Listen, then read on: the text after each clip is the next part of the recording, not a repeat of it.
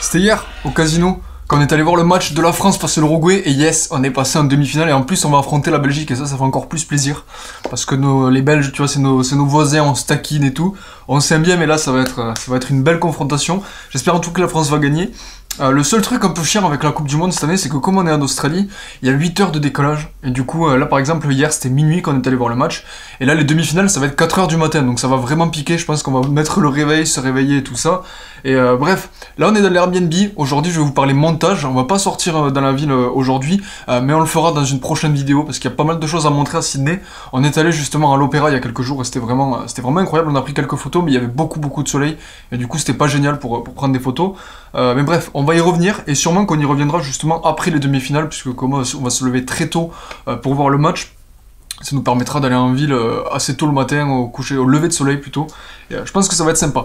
Bref, c'est pas le sujet de la vidéo. Aujourd'hui, vous l'avez vu dans le titre, on va parler montage vidéo. Et je vais vous donner un petit peu des astuces pour améliorer votre montage vidéo. C'est vraiment des astuces que j'ai découvert moi-même petit à petit avec l'expérience en montant des vidéos. Je me suis dit, en faisant ça, je gagne un petit peu de temps. En faisant ça, ça va plus vite et tout. Et du coup, je me suis dit, pourquoi pas faire une vidéo à ce sujet et le partager avec vous. Donc, les premiers conseils que je pourrais vous donner pour gagner du temps et améliorer votre montage vidéo, ça se passe pas pendant le montage vidéo, mais ça se passe avant, pendant le tournage de la vidéo, au moment où vous allez prendre vos vidéos avec votre appareil, voilà, vous vloguez, machin et tout, c'est de penser à la vidéo finale et un petit peu au plan de la vidéo, comment vous allez à peu près la commencer, comment vous allez à peu près la finir, etc.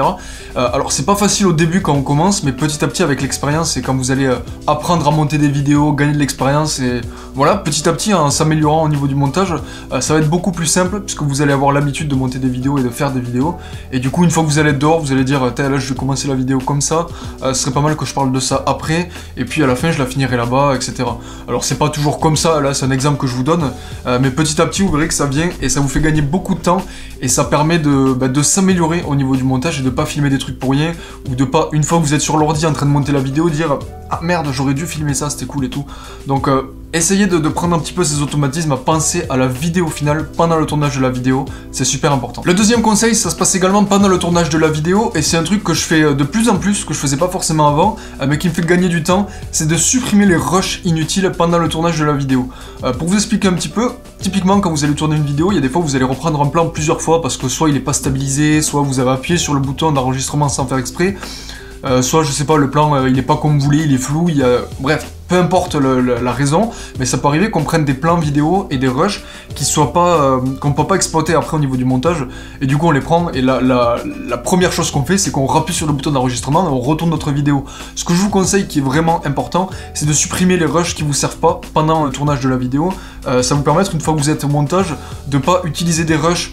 Typiquement quand on prend les vidéos dans l'ordre chronologique, on met notre vidéo sur notre timeline, on commence à l'éditer, puis on fait ah merde c'était pas celle-là, et puis on reprend l'autre morceau, etc. Et du coup on perd du temps parce qu'on va commencer à découper et dérusher des vidéos qui sont pas exploitables, donc pensez à les supprimer pendant le tournage, ça fait gagner beaucoup de temps et ça permet de pas s'emballer les pinceaux au montage. Enfin, le troisième conseil que je pourrais vous donner, c'est de monter rapidement vos vidéos.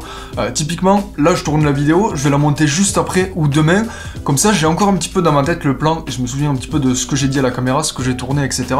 Et c'est beaucoup plus simple parce que si vous montez une vidéo 2-3 semaines après l'avoir tournée, c'est beaucoup plus compliqué parce qu'il y a plein de trucs que vous avez oubliés. Puis il y a des choses des fois qu'on pense pendant le tournage en se disant là je vais mettre ça au montage, et puis au moment du montage on s'en souvient si on le fait rapidement. Si vous le faites 2-3 semaines après, vous allez oublier et vous allez mettre beaucoup plus de temps à vous remettre dans le bain de la vidéo et reprendre un petit peu toutes les marques que vous avez au moment du tournage. Enfin, le quatrième conseil que je pourrais vous donner, c'est de faire des previews régulières de ce que vous avez déjà monté. Typiquement parce que quand on a le nez dedans, qu'on est en plein dans le montage et tout, on coupe nos trucs, on sait plus trop à combien de temps on est de la vidéo, etc.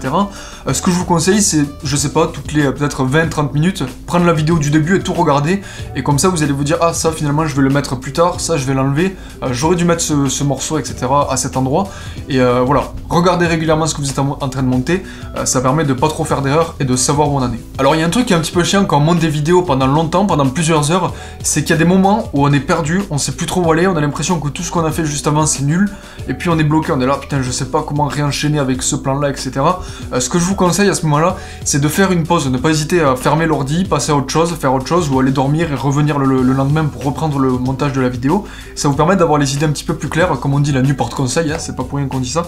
Et justement, quand on est perdu au niveau du montage, ça permet d'avoir les idées un peu plus claires, comme je viens de le dire justement, et de s'y retrouver et de reprendre le montage beaucoup plus facilement. Et enfin, le dernier conseil que je pourrais vous donner, c'est de vous créer un workflow personnel, que ce soit sur votre logiciel de montage. Par exemple, dans la vidéo où je vous montrais les bases de Premiere Pro, je vous expliquais que moi, le logiciel du montage, je l'avais aménagé un petit peu en mettant la timeline en bas, etc. pour avoir une meilleure vision. Ça dépend vraiment de vous, mais essayez d'adapter votre logiciel de montage par rapport à vos habitudes et à vos besoins de montage, en fonction du matériel que vous utilisez aussi. Et puis c'est important d'avoir des fichiers organisés.